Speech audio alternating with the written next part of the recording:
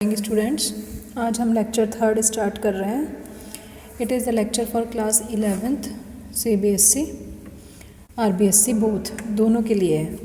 ठीक है, देखो अभी हमने पी ब्लॉक एलिमेंट्स पढ़े थे, उनकी कैरेक्टरिस्टिक पढ़ी थी लेक्चर 1 में। फिर लेक्चर 2 में भी हमने उसकी रिमेनिंग प्रॉपर्टीज़ के बारे में पढ़ा था। तो आज हमारा लेक्चर 3 है। इसमें देखिए सबसे पहले हम क्या पढ़ रहे हैं कि बोरोन फैमिली का कॉन्फ़िगरेशन हमें पता है NS2 NP1 है।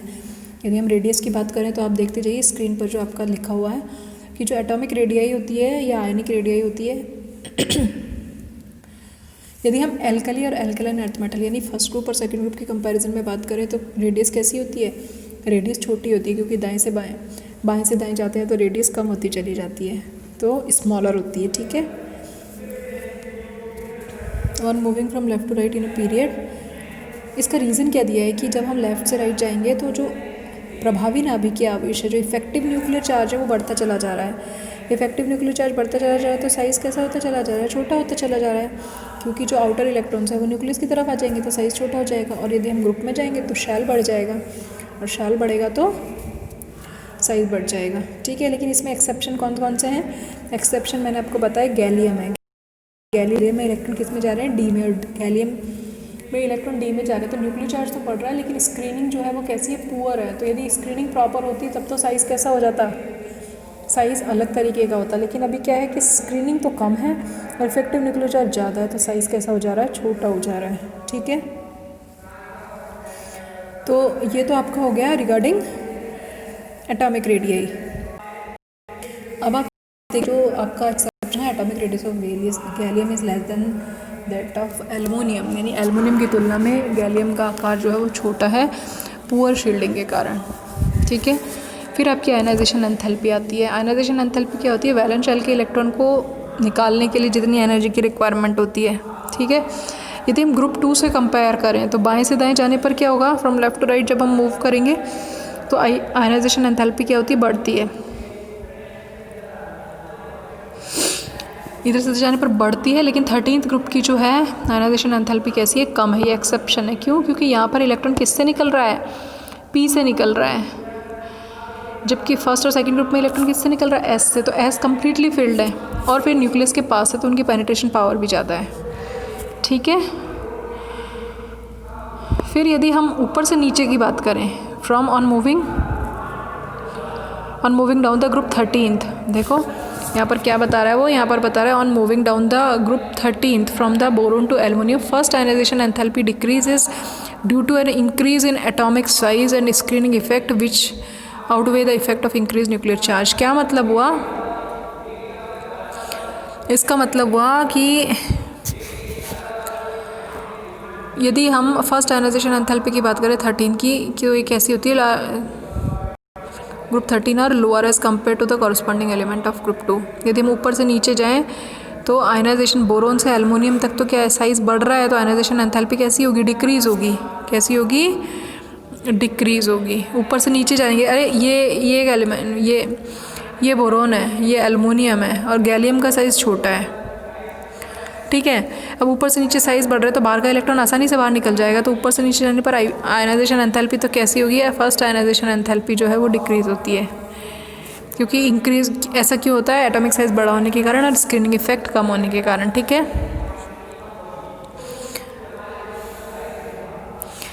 लेकिन there is a discontinuity expected in the ionization enthalpy value between लेकिन ठीक इसी तरीके का इफेक्ट एल्युमिनियम जैसा एल्युमिनियम और गैलियम में है, ऐसा ही इंडियम और थैलियम में भी यहाँ पर भी थोड़ा सा फ़र्क है, क्योंकि थैलियम में इलेक्ट्रॉन किस में जा रहा है? 4f में जा रहा है, तो f की भी शील्डिंग कैसी है?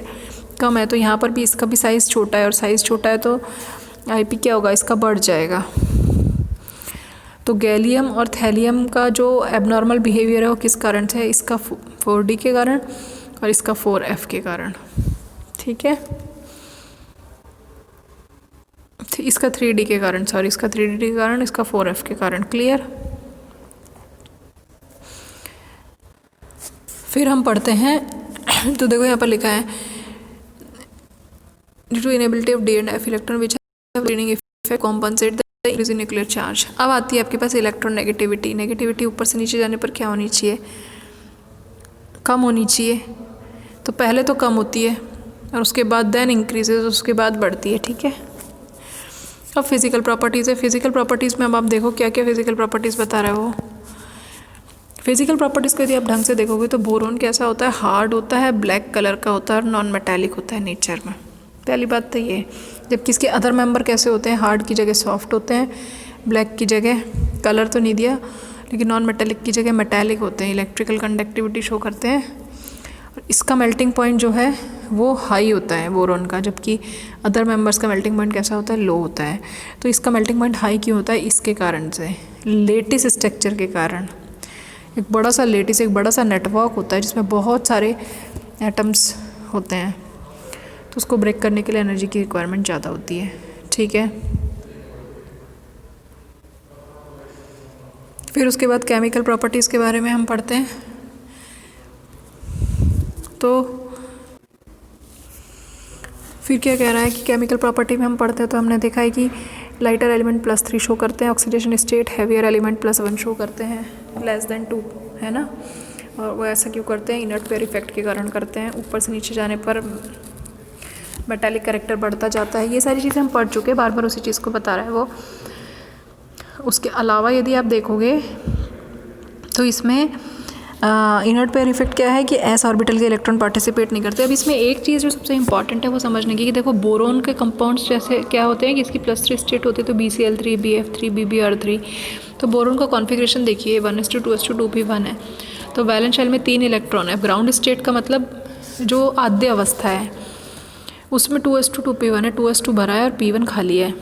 एक्साइटेड स्टेट का मतलब उत्तेजित अवस्था में s से एक इलेक्ट्रॉन कूद के p में चला जाता है।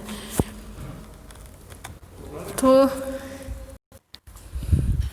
जो p पे जो इलेक्ट्रॉन चला जाता है ना, तो क्या हो गया, 3 अनपेयर्ड इलेक्ट्रॉन हो गए। अब यदि 3 अनपेयर्ड इलेक्ट्रॉन हो गए तो क्या होगा, हाइब्रिडाइजेशन sp2 हो जाएगा, 1 s और 2 p। क्लियर। 3 अनपेयर्ड इलेक्ट्रॉन हो गया और 1 वैकेंट हो गया। अब क्या होगा, यानी हाइब्रिडाइजेशन sp2 हो गया, तो इसका मतलब ट्राइगोनल प्लेनर स्ट्रक्चर हो गई। अब ट्राइगोनल प्लेनर स्ट्रक्चर हो गई तो क्या होगा, क्लोरीन, बोरोन के पास 3 अनपेयर्ड इलेक्ट्रॉन है, 3 क्लोरीन अपने एक इलेक्ट्रॉन लेकर आ जाएगा और इस तरीके से बॉन्डिंग कर लेगा। तो स्ट्रक्चर इस तरीके से बनती है। यहाँ तक समझ में आ रहा है। अब आप देखो, यदि आप BCl3 की स्ट्रक्चर देखोगे तो इसमें बॉन्डिंग इलेक्ट्रॉन कितने हैं, 6, 2, 2, 4, 2, 3, 6 और होने कितने चाहिए, 8। तो टोटल इलेक्ट्रॉन 6 है। तो इसका मतलब ये कैसा कंपाउंड हो गया, इलेक्ट्रॉन न्यून हो गया। ये यौगिक कैसा हो गया, इलेक्ट्रॉन न्यून यौगिक, इलेक्ट्रॉन डेफिशिएंट कंपाउंड हो गया, जिसका ऑक्टेट कंप्लीट नहीं, जिसका अष्टक पूर्ण नहीं है। तो अब ऐसी स्थिति में क्या होगा कि यदि BCl3 को कोई ऐसा अणु मिल जाए, ऐसा मॉलिक्यूल मिल जाए जिसके पास क्या है, एकाकी इलेक्ट्रॉन युग्म, मीन्स लोन पेयर है। तो देखो जैसे अमोनिया के साथ इसने रिएक्ट किया है, तो ये तो इलेक्ट्रॉन डोनर हो गया और वो इलेक्ट्रॉन एक्सेप्टर हो गया। ये डोनेट करेगा, वो एक्सेप्ट करेगा। तो क्या बॉन्ड फॉर्म हो गया, कोऑर्डिनेट बॉन्ड फॉर्म हो गया, उपसह संयोजक बंध बन गया। यानी बोरोन जो है वो एक उपसह संयोजक बंध बनाता है, ठीक है। क्यों बनाता है, क्योंकि ये कैसा है, इलेक्ट्रॉन डेफिशिएंट है और यदि इसको कोई लोन पेयर देता है तो ये अपना अष्टक पूर्ण करना चाहता है। क्लियर। तो जब BCl3 अमोनिया से रिएक्ट करेगा तो BCl3 की जो ट्राइगोनल शेप है वो किस में कन्वर्ट हो जाएगी, टेट्राहेड्रल में कन्वर्ट हो जाएगी। So it should be very clear, आपको ये पता होना चाहिए, ठीक है। और ये इलेक्ट्रॉन एक्सेप्टर की तरह काम करता है, इसलिए इसे हम क्या कहते हैं, लेविस एसिड कहते हैं। क्लियर। तो ये भी आपको पता होना चाहिए कि BCl3 लेविस एसिड है। वाई पूछा जाता है कि लुईस अम्ल है, क्यों, क्योंकि इसका अष्टक पूर्ण नहीं है और इसके पास वैकेंट ऑर्बिट है जिसमें ये इलेक्ट्रॉन को एक्सेप्ट कर लेता है और अपना हाइब्रिडाइजेशन sp2 से sp3 में कन्वर्ट हो जाता है। इस तरीके से ये एक लेविस एसिड की तरह काम करता है, ठीक है। और यदि हम इसके हाइड्रोक्साइड्स को देखें, यदि बोरोन का जैसे BCl3 है, अब इसका आप हाइड्रोलिसिस कर दो मान लो, तो क्या बनेगा, बोरोन का OH4 का होल माइनस बन जाएगा, ठीक है। वो कैसा होगा, sp3 इन शेप होगा। और जो एल्युमिनियम है वो क्या करता है, वो डाइमर के फॉर्म में मिलता है। डाइमर के फॉर्म का मतलब है बीच के तो ब्रिजिंग है और अगल बगल के टर्मिनल बॉन्ड है, तो वो डाइमर फॉर्म में आपको अवेलेबल रहता है। वो ऐसा क्यों करता है, डाइमर क्यों बनाता है, अपने अष्टक को पूर्ण करने के लिए, स्टेबिलिटी पाने के लिए, ठीक है। तो इस तरीके से आप ये प्रॉपर्टीज़ पढ़ेंगे, रिमेनिंग प्रॉपर्टी हम बाद में पढ़ेंगे। Thank you.